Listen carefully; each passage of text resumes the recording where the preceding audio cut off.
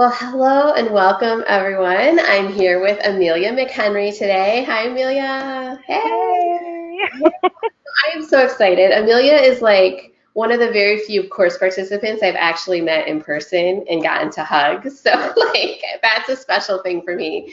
And I'm excited. She's had a lot of success since she joined the Blueprint last year. And we really wanted to just kind of share some of her story and some of the amazing things that have happened in her career to both inspire you and give you some practical strategies that you can use to achieve those results yourself. So Amelia, maybe just take us back to, it was like January last year, right? A little less than a year and a half ago when you were thinking about joining the Blueprint. Like, where were you at your career at that time? What was your role like? What was going on? Yeah. So I have been a technical writer for about 15 plus years. Mm-hmm. Had gone in the last 10 years of that, gone through a bunch of mergers and acquisitions of companies and splits and all kinds of weird, funky business stuff. Um, And the last one was a split from the company that merged with another company. And about 9 months after that, I got WFR'd from a job. And it was a job that my boss did not want me to go, but the company said she makes too much money because I was at the top of the pay scale for technical writers and being a new business, they wanted to cut salaries and, bottom line type of things that businesses do. And so I was like, what am I going to do? I had this great job with making some decent money and they're not going to want to pay me that anymore because it's the top of the scale, right? And so my boss told me that I could get into business analysis. And I was like, really? I could do that? And she's like, yeah. So she started telling me a little bit about what it was that I did that would constitute as business analysis. And so I started looking at that and looking at jobs to maybe do that, and she helped me revamp my resume to show that. So I got a job as a contract business an analyst, and but it wasn't, I wasn't sure what I was doing. I wasn't confident. I wasn't all this. So I started looking online and I found you Mm-hmm. and was like, oh, I need this. And so made the jump of getting the blueprint, right? That's the blueprint, Yeah. which is all the classes, and and learned so much, and it was invaluable, just absolutely invaluable. And it has helped me jump from there, into being really confident in what I'm doing, and you know, having the community there to assist when I have questions. And yeah, it's just, so that's where I was just this total, I was a tech writer. I was at the top of my financial game, and now I had nothing and was like, what am I But you doing were now? And you were in this contract business analyst role, though, right? But it Yeah, when wasn't when like I I kind of found remember you, you were, but it didn't quite feel like a business analyst role. yeah, Like, it was, I mean, it was doing requirements, but it was like these, yeah, it was weird because when I was doing the classes, I, there was like this one project that I was like, oh, I can do this for the process stuff. And then the project got put on hold. And it's like, and I didn't have anything else that I could do that with. It was like, so I had to go outside of my business analyst role to find projects to work on for the homework, which, mhm. helped my husband out because he had stuff that he needed to do. And I was like, yeah, Yeah, and I think that's so powerful. Like, you can have the title, but still have this constraint in your work experience that you couldn't actually use the skills in your job. So that must have felt very like, okay, I finally got this title after this pretty like scary experience of losing my job, but now I'm right. not quite sure what I should be doing, and I'm not even allowed to do the things that people are telling me should be business Yeah, analysis. Right? Like, where is this going to yeah. go? What does this look like in 3 to 5 years? Yeah, Exactly. Yeah, yeah, it was kind of crazy, it was, yeah, yeah. kind of crazy. So, you took the plunge through all of that, and you joined the Blueprint. What were your expectations going in? um, just to learn, right? I just wanted to know what business analysis was because I've heard the term, I've worked with the people, but I didn't understand what it was. What was the job, and, you know, yeah, I just had no clue. And I didn't want to be a fraud in saying, it's like I put this on my resume that, hey, I've done this. And I'm like, I don't know what this is, but my boss said I did it. So I guess I'm going to say I did it, because she said I did it. So it was really, the expectations were about learning what the job was, what's the terminology, what's the experience, which is really great that this class gives, is that you get practical experience that you can speak to in an interview. You can say, yes, I've done processes. Yes, I've done wireframes. Yes, I've done data mappings. Yes, I've done these things, right? And I have a clue. It may be this big, but I've got a clue, right? Yeah. So, learning the terminology, feeling legit, right? I felt legit afterwards. Yeah. So, Awesome. And so, I mean, let's talk about this because you've kind of alluded to helping your husband, right? And how, because this is a challenge that, we do have that part of the real world experience where there's tons of benefits that comes from it. But when you feel like you can't do it in your job, or you don't have a job, right? Like people are like, well, what do I do? Like, how do I finish the course? I would love to hear how it came up, even that you found out that your husband could use this and created that role, right? It was a really unique, innovative way to create success. So I was looking around my job and just going, I thought I had this one project that I could do this with. It was going to be great, and I was excited about it, and then it got put on hold. And so basically, I just kind of came home to my husband and said, I need to find something that I can do process work on. Do you have any processes that you need to be checked out and worked on? And he was like, actually, yes, I do. I'm doing a disaster recovery revamp, because he's the infrastructure director at the company, at a healthcare company that he's in. And they were looking at their disaster recovery process. And I was like, perfect, let's do that. And normally, he and I kind of bonk heads when we're trying to work on work stuff, but it actually worked out really, really well, because it was like, okay, I'm in this role now. I'm not your wife. I'm in this role, and I'm going to ask you all the questions, right? And what's the process? Who does what? When do they do this? And what if that doesn't happen? And if this happens, and, going through all the happy path and then all the funky things that could happen. And it worked out really well. And he shared that with his boss, and his boss was like, oh my God, this is great, and fabulous. And yeah, let's get that in the documentation. And, so and we had meetings with them as well, so I got to talk with his other people, and they were like, thank you so much for coming in. What do we owe you? And I'm like, this is fine. I just want the experience, and then it was what was the next one was the wireframing was the next one. I'm like, so this is my next project. You got anything else? And they were like, yeah, we've got the marketing crew setting up our website and revamping that. So here, work with them. And I'm like, awesome.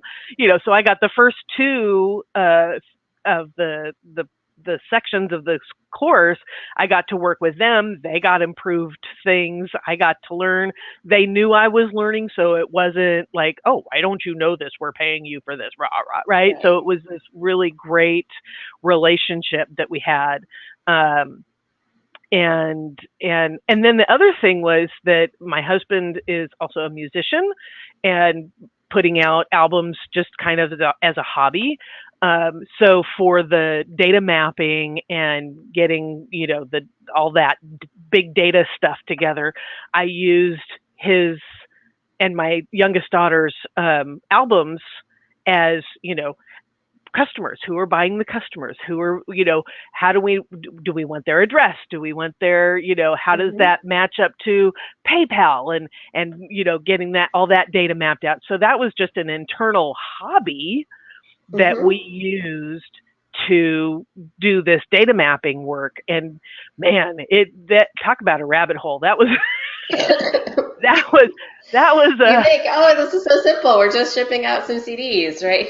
No, that was such a serious rabbit hole, but it brought a lot of clarity to what we're doing. And even though it's a hobby, he's trying to get some money out of it. It's a little money side gig thing, not much, mostly spending out, but, but it's fun. And it was great experience for my daughter, because that's the business she wants to go into. She's going into the music business. So it's like learning, oh, you got to capture this. You got to talk to these people. You got to capture your email stuff. You got to capture your, your vendor stuff, your, what you're sending out, and, all these things that just and it makes it make sense. So that's where I found my projects, and like I said, just a little hobby thing at the home. You can do that, right? It's business experience. So yeah, and that must have been, I mean, after kind of that feeling of being in the role but uncertain, like that must have been incredibly validating, right? Like to do it. You had 3 very different experiences where you were able to apply these skills. So you had lots of things to talk about and to really like appreciate the depth of it. Right. Yeah. And then when that contract was over, I got another contract, which was a little more in line with the business analysis. And I was, because of taking the class and going through those things, I was really able to just kind of jump right in and say, hey, this is what we're doing. Oh, you want to do process work. Okay, here we go. What is this? What is that? What is it? All those questions that you ask. And then there was one, I don't know how many people catch this, but you have some questions in one of your videos that talk about getting to know I just lost the word. Getting to know the domain, right? How do you get to know the domain? How do you get to know what the project's about? And I wrote them down. I played the video, wrote it down, stopped it. I captured all those questions. Create a checklist for that. They're fabulous. They're fabulous. And so I kind of wrote them in toward the project that I was into on my next job. And I put that out to them. I said, so what are your answers to these? And they were like, oh my God, these are great questions. And this is a Fortune 500 company that has their act together, right? When it comes to this stuff. And I brought in these questions and they were like blown away. And my estimation, my experience in their estimation jumped 10-fold, 100-fold, 1,000-fold, because I just had these simple questions that you asked, like ask them about this. What's the project? What's the financial gain? What's the measurements you're going to have? What's the, and thinking about all these things that they think about in the back of their mind, but they don't settle in. And that blew their mind. And they were like, oh my God, we are so much clearer on what this project is that thank you for that. I mean, just those questions alone helped them define their project and get it clear in their minds what was going on. So, and I really think as BAs, like questions are our superpower, right? And asking the right questions at the right time. So yes, you had the questions from the course, but you also asked them in the right context, right? To the right people at the right time. It sounded with the right framing. So you created this. I loved how you talked about that jump. Like I was going to say this perception of a jump, but it really wasn't that. I think it was perception in your head, but you really were in that space. Like you were adding value at that level. Yeah. And they, I mean, I still talk to a couple of the people from that contract as well. And they were like, man, I wish we could have hired you on, but it was just a contract thing for this one little project. But they love, I mean, I'm on Facebook with them now and they love me and they're like, how's your job doing? We want to get you back here. I'm like, yeah, well, I got a job now. Yeah. So tell us about that. Yeah. So, my contract ended, And so I was looking for another job, and I had two interviews with two different companies. One was going back into a more senior technical writer role, kind of managerial type of thing. And it's something that I could have gone back into and done with no problem. It's like, I know that job like the back of my hand. I can do that. And then there was this other job.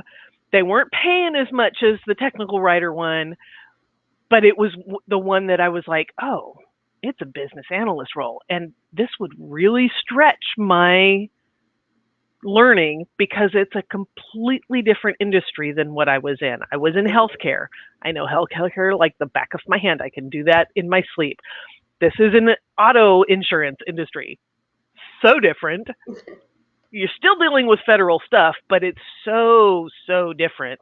And I was like, I kind of want to be able, but the money over here at the tech writer thing is so much better. And I was kind of hemming and hawing about it, and they were actually creating a position over at the other side for me, because once they found out my experience and they wanted me to do a center of excellence for technical writers, I was like, yeah, that's awesome. But I was stringing along the guys who were offering me the job because this one was really cool too, and it was more money. And when they found out that it was more money, the BA job went to their human resources and said, we want her. She's being offered $90,000 over at this other place. Let's bump it up. So they bumped up their offer by $10,000. Wow. And a jump in position. So it was just a business analyst. They gave me the lead business analyst for the $90,000. And I was like, oh, yeah, I can't string these guys along anymore. And these guys, I'm still waiting on to hear if that's even going to happen. So I'm going to go with the eggs in the basket and go with this. And it's been really, really good. It has definitely stretched my abilities. I've gotten into, doing gap analysis and just learning this new industry, and using those questions again. What is this all about? What's the metrics? What's the big picture of why we're doing what we're doing? And I've been really learning a whole lot about that, and there have been a couple of days that I've been like, oh my God, what did I get myself? I can't do this. And then I just breathe, and I go back and I read my notes from this course, or I call and go into the Facebook, and I'm like, okay, oh. Yeah, okay, and back into the stride of things, so it's been really good in stretching what it is that I'm capable of, concreting the training that I've gotten, exploring other avenues within that training. It's like, oh, well, how about this over here? Like gap analysis is something that is new, right? That's something that I would love to take a course on. Yeah. All right, I'll get on that. Because that's a different way of thinking as well, right? But it's opened me up to a lot of new things and solidified the training that I do have, and they've been really, really happy with me so far. I jokingly went in onto one of my one-on-ones. I'm like, so are you going to fire me yet? And they're like, no way, you're great. Bring it on. Keep doing it. But it's kind of interesting because one of the questions in the interview was, are you afraid to ask the stupid questions? And I went, no, not at all. That's kind of my job. And my boss was like, fabulous. That was the right answer. Yeah, I'm going to ask the stupid questions, right? Yeah. And so. And can we talk a little bit more about whether it's like the interview or like how that came to be? Because obviously, like, they were super excited to hire you, right? Yeah, And like they want, like you were in a position of strength in that negotiation, which is where we all want to absolutely. be as job seekers, right? So what, can you just kind of walk us through how that, what do you think created that, like that point of leverage for you? Like what Um, was it that they were looking for, and how were you able to position yourself and your skills? I think some of it was personality. I tend to be Mhm. kind of gregarious and bubbly and unashamedly me.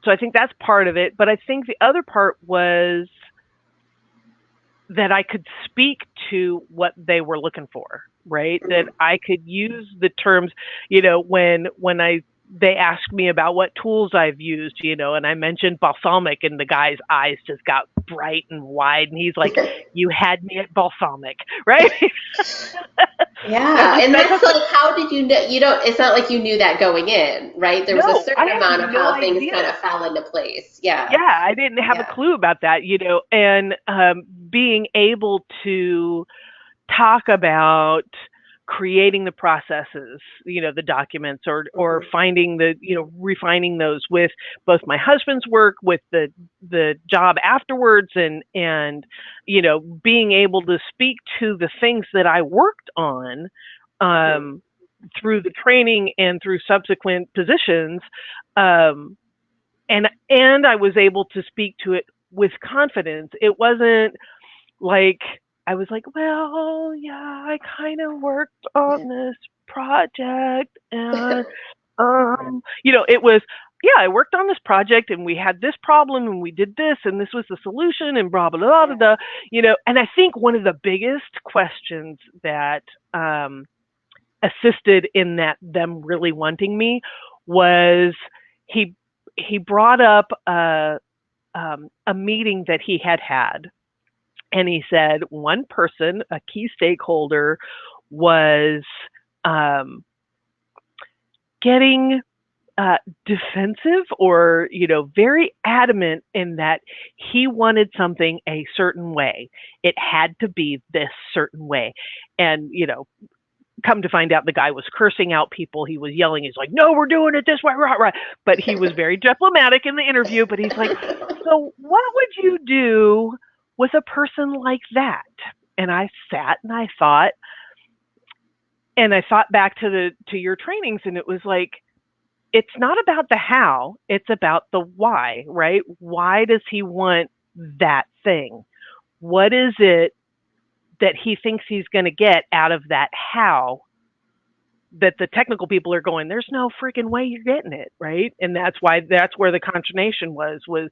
And so it was like, well, what is it that he's trying to get to, right? Trying to figure out what it is he's trying to get, and maybe there's a different way to get there that the technology people can do, Hmm. right? So it's not, he was trying to get a particular API, and the technology guys were like, that's not going to work. That just doesn't fit in this API framework or whatever, right?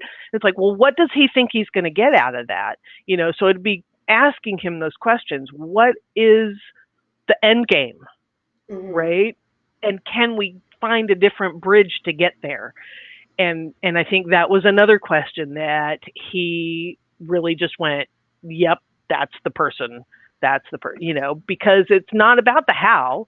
The how can happen Yeah. anyway. It can be, if you want to build a bridge, you can build it out of steel, you can build it out of wood, you can build it out of stone. How big does it need to be? What is it's so it's not that it has to be this stone bridge. It's just that it needs to be a bridge. Hmm. What have we got right now? We've got wood. We don't have stone. So we can build it out of stone, but it's got to be a stone bridge. No, it doesn't. It just needs to be a bridge. So, I think Yeah. that was another huge question that he just was like, "Oh yeah," And what, just to reflect back to you, I feel like what you were representing there, there's a few things that people miss. One is that you took a moment, like you said, I took a moment to think about it, right? And I yeah, think sometimes in interviews, people think, I've got to have this answer like right away. And so they just say the first thing that comes to their head. and like it's okay to stop and think. Yeah, Like definitely. and you're a big gregarious person, but it's still okay to stop Yeah, and think, right? Like yeah, it's and okay to like just go, it's you need a minute, like, and it's okay in a meeting too to do that. Like I think right, we put so much pressure on ourselves just to be like in this go go go, right. and some of our best value is in that just stopping and thinking and giving yourself Yeah, space to find the answer. And the second thing I just want to reflect back to you, which is so beautiful, is like you have internalized, like you keep referring to this training, which is awesome. I love that it's had that impact, but like you have internalized that into a mindset of being a VA, which like has allowed you to connect those dots. And I think that's because you've applied it a few different times and found new right. ways to apply it, right? So it's just become part of your way of thinking, Yeah, and that will serve you for a long time. yes, Yeah. it will. And thank you very much. Because Yeah. I mean, I go back to when I lost my job being workforce reduction, and going, I don't, I don't know, really, I can do that, right? To this, yeah, I can do that, right? I mean, it's such a huge transformation of confidence Mhm. that, um, yeah, I, I really do owe it all to you and your training. I mean, I would not be here today if I didn't have that. Mhm. Um, it's you not only taught me the skills, but within that gave me the confidence that I could do it, right? Because I was able to do it in the class and it came back with, great comments or here, tweak this a little bit, that's the other thing, the coaches are great. You got great coaches. And I was really glad to be able to meet, one of the Paula. coaches, Paula. Yeah, I was really Yeah. glad to meet her. That was really fun to meet her. So, but yeah, the coaches are fabulous and gave great feedback. And when I got stuck, especially in the data mapping, that was the one that I got stuck with the most. I was like, what? Wrapping, just not. I'm analytical, but not that analytical. So their feedback during that process was really invaluable. Yeah. Yeah, So they are. And their heart is in it. Like their instructors are amazing. They want yeah, your you can success. tell. Yeah. You can totally tell. Thank you. So Thank you. It's always good to share the love with them too. I get to do these interviews. I hope that they watch them because they get to hear that they can hear about all the awesome things that they're helping create in the world as well. oh yeah, and they do a great job of it too. Yeah. They're on it. They're really good feedback, really good suggestions to improve, and really good cheerleaders on, hey, you did this really great, and really good cheerleaders on, you can make this even better, right? So it felt good getting their feedback. So Yeah, that's amazing. So I know you had some concerns about finishing, right? And I think this is something that holds a lot of people back. Like what helped you have a breakthrough on that? that's a good question. Um, Yeah, I have a tendency to start things and then not finish them. And I think that just comes from um, fear of success. I actually have a really big, huge fear of success. Like, Mhm. my life will be so different when I'm successful that it's scary, right? It won't look like what I'm comfortable with. And and yeah, how did I get over that with this class? Because this is one of the classes that I've actually finished, that I've gotten over that. And uh, ah, where would I be today? Yeah, how did I finish that? I think I cried a lot, um, and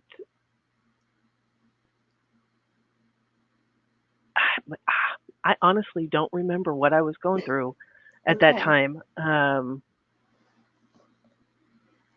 And you persisted. Yeah, it was just one of those, one foot in front of the other. It was just a determination of, I spent the money, I better finish it. There's a huge value in spending the money. Yeah, spending the money, I better finish this. And I mean, I'm so close, and that last, it was the data mapping, that was so hard. That was so hard. And so, if that had been the first, I probably wouldn't have finished because it was like, nah, too much. But yeah, I think it was just, this was something that I had a feeling was really going to help me in my financial situation, in my skill sets, and just get it done. Just, and I don't know how good my last assignment was that I turned in, but I turned it in. And you passed. And I passed, yeah, and I'm here, and I got the certificate, and and it was like, which I guess is a message of, don't worry about perfection, just get it done, right? Because those coaches are great, and they will feedback, and they will give you, and hey, try this, and what did question about this, and did you really mean this, or did you mean that? And that assistance of getting through helped me, just like, okay, I'm just going to turn it. It's a mess. I know it's ugly. And then getting the feedback, like, no, it's actually really good. It's kind of on point. It was like, oh, really? I did good. Yeah. Thanks. Yeah. Oh, that's awesome. And so just like to congratulate you for that success too, and that it's achieved the things that you were looking for it to achieve. So, but it really started with you pushing through that resistance, for sure. The resistance happens. Absolutely. Yeah. And a lot of my fear of success is that I'll lose everything, right? Because I'm successful, everything else will go away because I'm in this little box. Yeah, no, that little box just got bigger. Everything's still in it. It's all still good. It just got bigger. This is something I need to remember. It's like, when I get up to that wall of success again, oh, I'm going to make it, I better not do it. It's like, no, the box just gets bigger. Everything's still in the box. It just gets bigger. There's more room for it. So that's awesome. That's awesome. So is there any, thank you so much for all of this. It's just been it's been beautiful to hear your story full out. But before we close, is there any last tips that you would like to share with somebody following in your footsteps? Take the course. Yeah, so take the course, because there's so much valuable information in it. Do the work. Ask the stupid questions. Take that calculated risk, right? This is a calculated risk. You're training, jumping into the BA role, even if you don't take the course, right? Jumping into it and asking the stupid questions and taking that calculated risk is going to be invaluable. Joining a group like Bridging the Gap on Facebook, right? It doesn't have to be that one, but this is a great group. But joining a group of like-minded people that are striving for the same things, are that they have your back and that you're going to support your growth. Join that. Take that risk. It's worth it. It will improve you dramatically. Yeah. I'm living proof, right? Awesome. Yeah. And I'm just so excited to hear about everything that's happening and even seeing like the BA you're going to be 3-5 years from now, and how awesome and what everything that comes from here. So thank you. Yeah. Thank you. I'm excited. Sharing. Yay. Thank you. Right. Happy to share. Absolutely. Awesome. Well, thank you so much, Amelia.